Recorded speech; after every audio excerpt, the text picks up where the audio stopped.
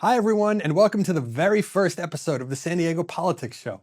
I'm your host, Matt Strabone, and I'm so glad you're joining us. We've got a great episode for you, and we'll get right to it. But first, you might be wondering what the show is. Well, it's like this. San Diego is America's 8th largest city, and San Diego County is America's 5th largest county. We're kind of a big deal. But it can feel like it's hard to get a handle on the people we elect to run this place, why they do what they do, and what it means for the rest of us.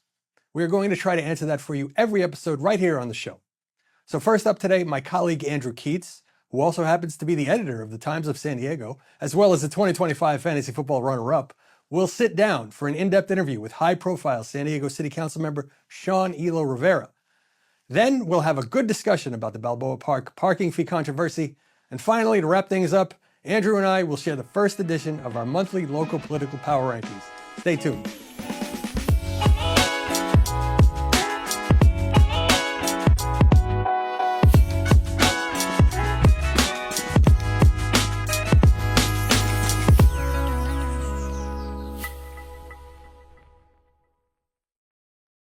I'm Andrew Keatts, the General Manager and Editor at Times of San Diego, and I'm joined by the District 9 Councilmember, Sean Elo-Rivera. Sean, thanks for coming. Thanks for having me, Andy. So, as we sit here today, you have just had a proposal at the City Council's Rules Committee. This was a ballot measure you've been working on for a few months now to bring a proposal to voters that would have imposed a tax on short-term vacation rentals.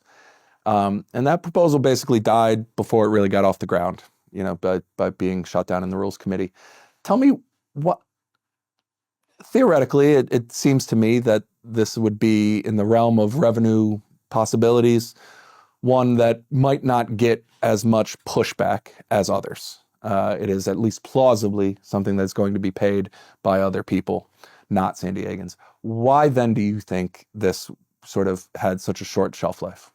Yeah, one, I want to say I'm really proud of my team and the very big coalition that supported it getting to where it did. It made it through the first conversation at Rules Committee, came up a vote short yesterday. You're absolutely right that it is a way of potentially generating revenue that doesn't land on the backs of everyday people. It was much more than that, though. It was really more about housing. It was more about ensuring that people who live here have an opportunity to continue to live here. Mm-hmm. Students who are graduating here and want to be able to live here, that they can see a future for themselves. And trying to put these 11,000 homes that are sitting either empty or being used as mini hotels back on the market. My colleagues had a variety of reasons why they didn't support it. But we're also not done trying to figure out ways to address the housing shortage and make sure that the city is properly funded. So about a year ago this time, you rolled out a proposal that was to introduce a minimum wage increase for tourism workers. When you did that, we had a conversation and you explained a sort of theory of the city's, of city politics and the city's economy that goes something like, we have not done enough to capitalize on the fact that we are a desirable destination to turn that desirability into funding for city services that don't need to be paid by city residents, that turning our tourism advantage into an advantage for residents. So that was sort of an animating idea behind the tourism industry wage increase. I would say that seemed, you invoked that idea a couple times with the Balboa Park parking increase. You invoked it again with the short-term vacation rental idea. And the other idea that you've proposed is paying for parking or an entry fee or something along those lines for Mission Bay Park and city for beaches. Non-residents. For non-residents. Only non-residents. Only for non-residents. Now, Balboa parking is in the middle of the most significant backlash in city politics in certainly the last 6 or 10 months, right? It's generating protests on a nearly daily basis. Short-term vacation rental got shot down before it really took liftoff. The Mission Bay Park concept was left out of 3 budget memos that it was included in the fall. Why do you think that this sort of theory of city politics doesn't seem to be working right now? I think there's a few different reasons. I wouldn't say that. First of all, we passed the minimum wage increase, Yeah. and hospitality workers in the city are going to get a raise on July 1st of this year because of that.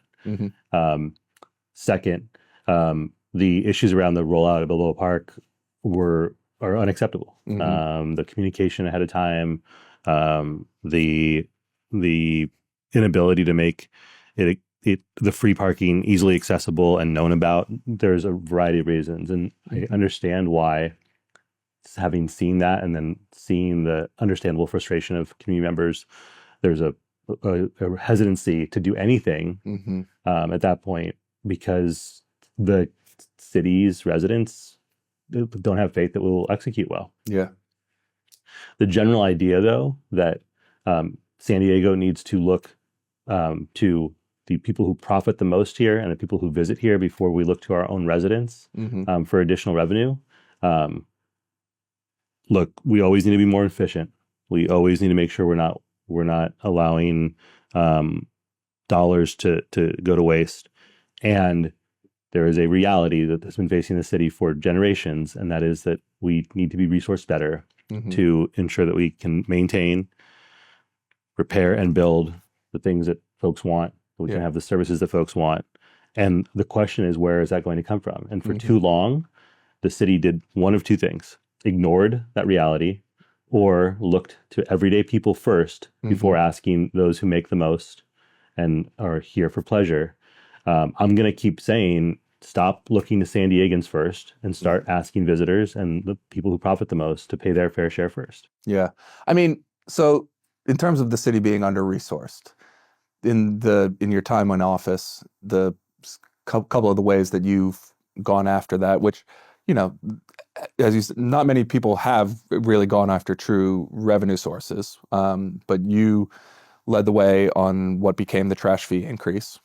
And then you eventually cast a vote for the parking fee. I don't think that feels to people like targeted resource extraction towards the people that make the most money. I mean, I know that conceptually, people who lived in apartments mostly didn't pay for trash services, and people who lived in single-family homes reverse that. People who lived in apartments mostly did pay for trash services, and people who lived in single-family homes mostly didn't. And comparatively speaking, people who live in single-family homes are better off than people who live in apartments. But I don't think most people who live in single-family homes think I'd agree with that. That I'm the I'm the cash cow that the city isn't tapping. They're right? not. Yeah. And most people who spend a lot of time at Balboa Park don't think of themselves as like the type of person who hasn't been paying enough. Agreed. Right. So if that's the theory, like how did it get lost in execution or in translation once it was becoming a policy? Well, I think the trash fee is about not bleeding revenue that or an expense that every other city recovers for. Yeah. Parking, that implementation, again, unacceptable. Yeah. So the way it was operationalized, despite significant input and even a request to hold off before starting because I did not think it was ready to go. Yeah. It moved forward and did so in a way that has had a negative impact, and I get that. What we talked about yesterday was a proposal that would have been paid for by less than 1% of San Diegans. That's a mathematical fact. And we know that Airbnb came in with their many, many millions of dollars. They literally paid to bus in folks from Los Angeles to just put on their T-shirts and give the appearance of grassroots support. I don't think it mattered in terms of influencing the vote necessarily. Andy, I think it's indicative of the grotesque way that money influences politics, that the way that they were threatening to impact politics. I know, and Airbnb knows, that the proposal we put forward yesterday was popular with voters. There's a reason why they did not want to see that get to the voters. There's a reason why they went scorched earth before that. And my lesson from that is a couple things. One, there needs to be much better disclosure on the spending that's done before a campaign begins, because I think that lobbyists and Airbnb and the Chamber of Commerce blew through a loophole that allowed them to hide behind deceptive messages, text messages, mail, phone calls that scared everyday people. And that targeting a very narrow sliver of San Diego, of folks who own either a second empty home or a short-term vacation rental, and use that year-round for those purposes, elicits the same type of pushback that you would expect from a tax on the entire business community, which tells me that San Diego's big businesses will not give an inch, that they are going to continuously ask, while lying to everyday people that they're trying to save the money. They will advocate for a sales tax. They will advocate for advocate against every single proposal that we've ever brought forward to protect consumers. So I think we just need to go after the big guys. I think that's my lesson: is don't cast a narrow. Yeah, we should go after. Maybe a better way to approach this would be to eliminate the tax from small businesses and increase or add a gross receipts tax on big businesses that are profiting the most here in San Diego, that are extracting billions of dollars. Other big cities across the country do that. It generates hundreds of millions of dollars in revenue. And I think it's much more fair to ask them to do that so we can pay for things like affordable housing and homelessness prevention, childcare, fund our public safety the way it should be funded, before asking folks to pay more for parking, pay more for sales tax. So my lesson is very clear. They are extremists. They're radicals who will oppose any effort to fund the city properly. They don't give a damn about the well-being of the city. They certainly don't give a damn about everyday working people. Lesson learned. So that's going to be your new approach. Bigger. It's one of the options that's on the table. I think we should be looking at that. If the idea is that a tax that would have encouraged folks to put empty homes and mini hotels back into the housing market, which important to note, the Chamber of Commerce consistently says that housing is an issue that our local companies can't afford, or local companies can't find people for their jobs because people can't afford to live here. If that's their approach to something so narrow, then there's no point in aiming small. Let's go big. Let's fund the city properly, and let's put that on the biggest corporations in San Diego. Does the sort of overall fear of cost of living increases right now give you any pause about whether this is the time to take on the city's revenue problem? I mean, the city has a revenue problem, or at the very least, the city has a revenue problem as long as it has expectations of maintaining this service level. One of those two things has to give at some point. That's what a structural deficit is. But is an inflationary environment where people are primarily concerned with the cost of living the right time to discuss attacking the revenue side of the issue? I think it depends on how we're doing that. If we're asking everyday people to pay more, then no. I understand why folks are tired of that. I understand why there's an appetite for that. I also know that people know that corporations are extracting incredible amounts of wealth from our city, from our state, from our country. People do not believe big corporations pay their fair share. They're tired of getting of being screwed when they're paying for the things that they need in their lives. They're tired of corporations having all the tax breaks that they have. They're tired of corporations not giving an inch to make their lives easier. And so who we ask to pay, I think, matters a lot. And asking the biggest businesses in San Diego to pay so that we can have the city we deserve, I think that's an entirely different conversation. There's a reason why those sort of measures pass in the mid to high 60s, sometimes 70% range in other cities. And so it all depends on where it's coming from. And there are people who, while I was counting out with hundreds of San Diegans, counting the number of people sleeping on our streets this morning, there were lobbyists and big business champions in San Diego who woke up this morning with a hangover because they celebrated defeating an effort to make more housing available to everyday people. And if they think that they won, they're wrong. If they think that the people are with them, they are very, very wrong. And we have to keep this effort going.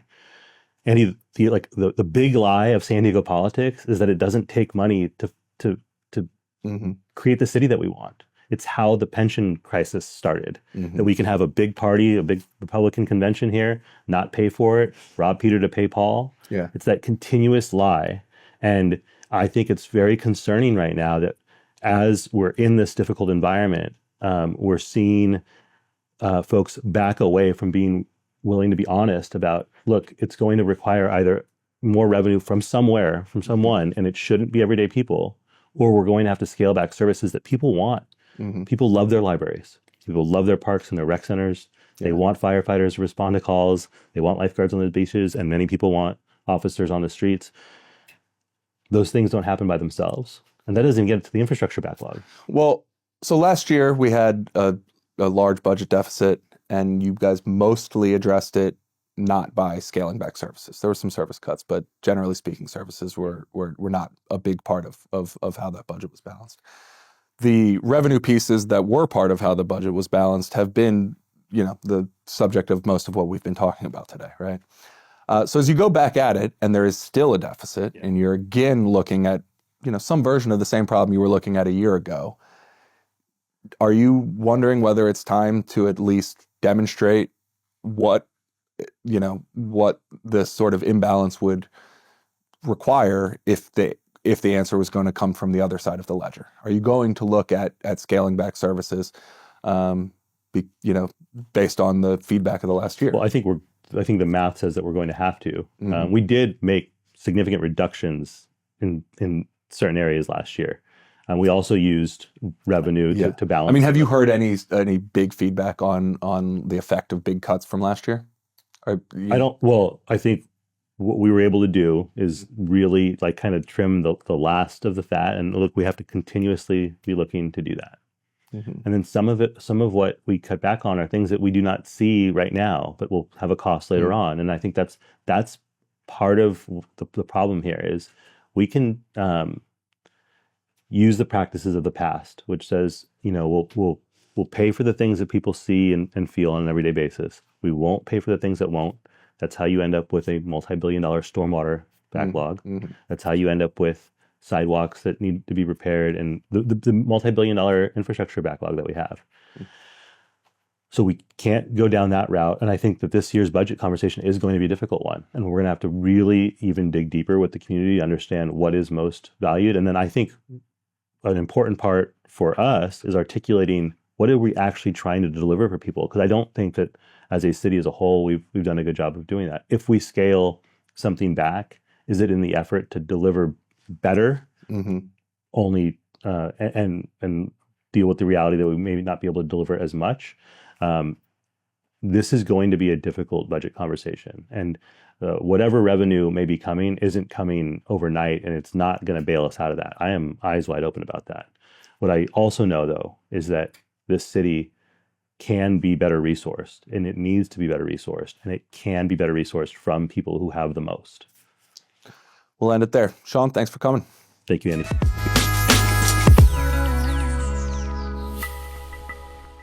Unless you're like me and have been living in a cave with your eyes closed and your fingers in your ears, you've heard about the new parking fees at Balboa Park. The mayor says the city needs the money. The city council has been a little bit all over the place about it, and a lot of regular people are very unhappy. There is still plenty of uncertainty over these new fees, including how they'll be enforced and how they might still change. And on our panel today, we've got two guests who will help us get to the bottom of it. Joining us are Katherine Johnston, the former chair of the Balboa Park Committee and a practicing municipal attorney, and Howard Blackson, a current member of the Balboa Park Committee and an urban designer. So, folks, let's start here. Parking used to be free at Balboa Park, and now it's not, or at least that's the intention. How do you tell a family struggling to make ends meet that they need to bear this extra cost just to visit the park? And Katherine, we'll start with you.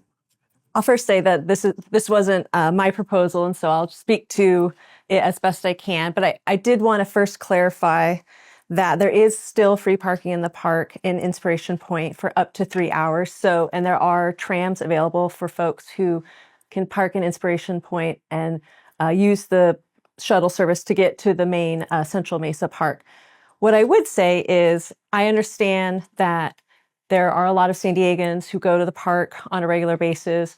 The park is large. The current shuttle route does not go to the west side of the park. So if you are someone living in Bankers Hill who use the west side of the park, Inspiration Point might not always be the best option for you. There are resident discounts, which I'm sure we'll talk about at length later, but I recognize that people are struggling right now, and it is is a change so people are, getting used to the new status quo within the park. Howard, what are your thoughts about this basic question about adding a fee to parking at most of Balboa Park? Yeah, it is a tiered system. As mentioned, Inspiration Point is free, and the rates go up as you get closer to the heart of the park. And I think that we have to understand that we're in a new era of finance and funding in city of San Diego and the nation throughout, and that we need to have more than just driving and to the park to access the park. And that if a family's struggling and having a hard time, go say something to your city council person, because right now they're thinking about it, and say something such as, where's the bus? Where's the trams? Where's the transit? There is internal transit, but as said, they're not quite there yet. So there are a variety of things you can say to a variety of people right now, because we're talking about it and it had to happen this way. I would say a lot of folks are complaining to their city council member about it right now. It seems to be the hottest topic in town. One thing I saw recently that was kind of interesting, the folks representing the many museums and performance venues at the park are saying there's been a noticeable decline in attendance since this idea kind of started, and once the enforcement kind of half started. It hasn't been a great rollout. I think we can all agree. Those folks with the museums are saying that they are losing their own revenue as a result.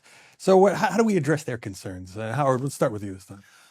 As you said, it's all over the place. City council is all over the place. So is funding and financing and building and maintaining and operating Balboa Park. There is no real plan. Our plan is from 1989. It's time to update the plan.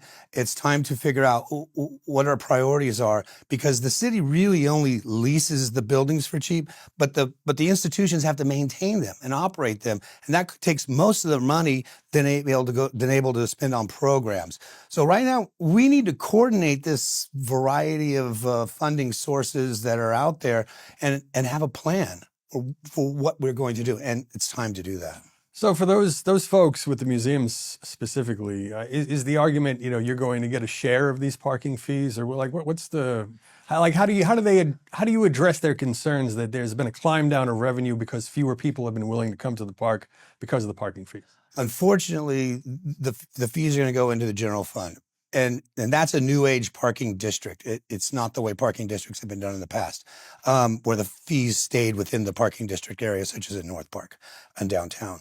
So no, there is no new money coming. It is going to be a real, it's going to get worse before it gets better, but this is a good first step, because parks of similar size, Golden Gate Park, Central Park, Forest Park in St. Louis, Grant Park in Chicago, all have revenue charge for parking, but they have parking garages. They have a parking management plan. They have an organization that manages all that. We're managing it with city staff at Parks and Rec Department, which just doesn't have enough oomph to be able to support Mission Bay Park, Balboa Park, all of our city parks all at once.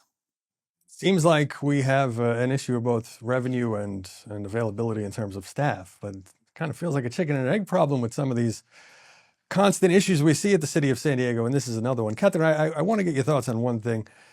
Are there any potential upsides to where we've been in terms of the rollout? Obviously, the rollout's been bad. Let's stipulate that right off the bat. Like, no one's been happy with how this has come forward. Even the most ardent supporters would say this has gone poorly.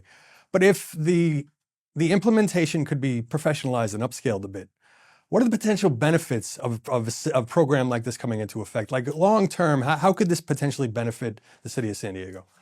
So I've been volunteering and working in the park for almost a decade now. And to what Howard said, there isn't a current dedicated revenue source for the park. Per state law, Proposition 26, revenue generated by a user fee, like a parking fee, has to remain not necessarily a geographical vicinity, but has to be reinvested in for why the fee was collected, has to be reasonably related. So the revenue created must go back into the park. Howard is correct that probably in this fiscal year, that means that general fund that was once dedicated to park will be reallocated to help balance the budget. However, moving forward, this is a revenue source that could be bonded against, that could be leveraged to make investments into the museums, the institutions. I also think that I don't want to diminish how hard it is to run an institution and a museum, but I think likely we're seeing a decline in in a museum attendance because it's new. People are going to have to get used to it. And I also think that a lot of the coverage has neglected to remind folks that there is a free option.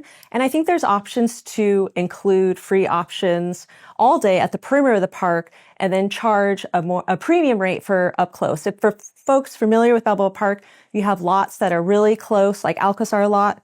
That could be a premium VIP lot, something like that. And then you can have free parking on the perimeter of the park.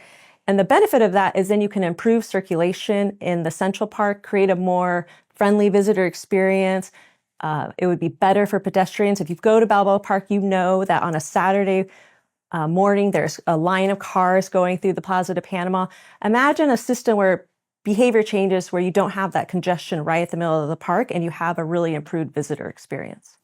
So it sounds like you're saying potentially there's going to be a return to an equilibrium over time once people get used to it, and that maybe even the new system might make things more efficient. You said a couple of other things at the top of your answer that I want to touch on. Bonds and leverage. Now, for the folks who are watching who may not understand like the mechanism through which a bond might be issued because of new parking fees at Balboa Park, can you talk us through that a little bit? Yeah, so parking revenue would create a special revenue source that would allow the city to bond against it, which means they could borrow money to make positive improvements to the park. Municipalities receive a very low interest rate because of their municipal status. And so it would be a mechanism to make capital improvements within the park. Parking revenue could also be used to increase staff. So this year, the IBA is now, independent budget analyst is now projecting that the city will generate about $4 million in parking revenue in Balboa Park. $4 million equates to about a little under 40% of the total general fund budget that goes to Balboa Park. And so it's not insignificant as it relates to Balboa Park. And so you could either borrow money to make large capital improvement projects, or you could allocate some of that revenue to increase shuttle service, to improve the landscaping, to hire more staff. And so I just think that's in the long term, there could be some benefit to maintaining paid parking at Balboa. Okay, so what I'm hearing you say is once there is a dedicated revenue stream that is created by the paid parking in Balboa Park, the city can then borrow against that in the future, get that money up front, use it on potential other improvements to the park, and improve everyone's experience. Am I understanding you right? Yeah, so they like to do so, yeah. Right. Okay. So, Howard, let's say that happens and the city starts issuing bonds against this revenue. What should they do with this money that's going to come in vis-a-vis the park itself? Well, build a parking garage, obviously, and then I'll just be able to build out the 1989 plan, which has a number of bridges. It has a number of new construction or reconstruction of buildings around the plazas. And then also you could do something new along the 6th and the park on the southwest corner that is the gateway to downtown that currently is just open, grass and trees. So there's a number of projects going on. Look at all the upgrades that are happening around the Plaza de Panama right now. Museum of Art is proposing Sir Norman Foster. Menge has improved it rebuilt itself. The Timken is rebuilding. So the Plaza was an obvious way of generating capital of money that can be used, and the paid parking and portions and parts that's managed well is another way. But the 800-pound gorilla in all this is the zoo, because the zoo has a property taxes dedicated to it. It is now also going to charge for parking, but it's fine. The zoo does great. Right next door where the cultural district is, it needs that. It needs that revenue source, and I don't see the parking being the revenue source. It's just going to be one of many, and we need to coordinate those. Okay. Let me ask a provocative question to you both. I hear all the time, especially among folks who kind of are City Hall watchers or they're involved, there's a huge backlog of improvements that need to be made at Balboa Park, and this parking fee rollout is just another example of the problems inherent with administering Balboa Park. Is Balboa Park still the crown jewel of San Diego? Katherine, what do you think? The beauty of Balboa Park is that so many people in our community use it for different activities and cultural organizations. When I first became acquainted with Balboa Park, I was always impressed. Every time I came to the park, there was something new and exciting about it that I learned, a local organization that was doing something, a volunteer organization. And so I do think it's a cultural hub to our community. I also think that in this era of political polarization, social isolation, it plays a critical role in our society and our city. And so I do think that while it probably needs to be shined up a bit, it still is really the cultural heartbeat of our city. And that's, I think, why it's eliciting such a strong reaction, because if you look at the rates, they're objectively not that high compared to other major urban parks and or even if you go downtown. And so I think it's just because it's become such a big part of daily life for San Diegos. And so that's why you're seeing that really passionate response. So I would say it's definitely still the jewel. We need to work collaboratively to shine it up a bit, but I think it still has that special place in San Diego's heart. Howard? Yeah, thank you. I think very few people actually see the things that we see working with the Balboa Park Committee and see it as a great place. Look at today. Today is absolutely beautiful. It's January. And people, the demand to go for the park is obviously there by the backlash and how filled the parking spaces were before the fees were generated. And that's part of the problem is people see it as a jewel. So why invest more into it? We've already got a great place. And that's part of the problem to overcome is the perception that, hey, there are structural deficits that need to be fixed. But gosh, is it important to us economically, socially, as you pointed out in this era of isolation and people feeling anxiety and culture, it's a good place to get together and talk about it. Some great insights from our panelists, and I think they have a good point. Even a democratized space like Balboa Park needs some improvement sometimes. You have to shine the jewel, as they put it. I think that's right. Thanks.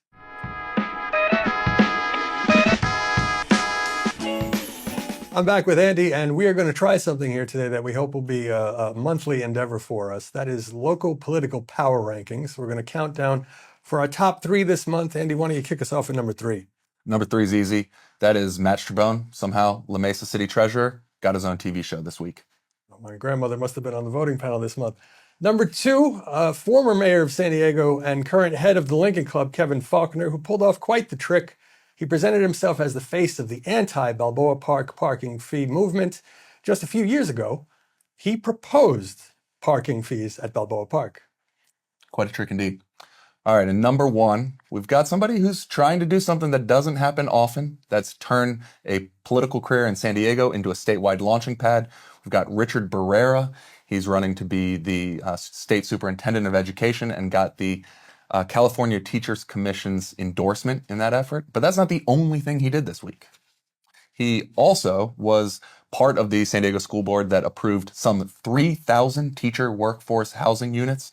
That alone is more than the state has ever produced, the entire state.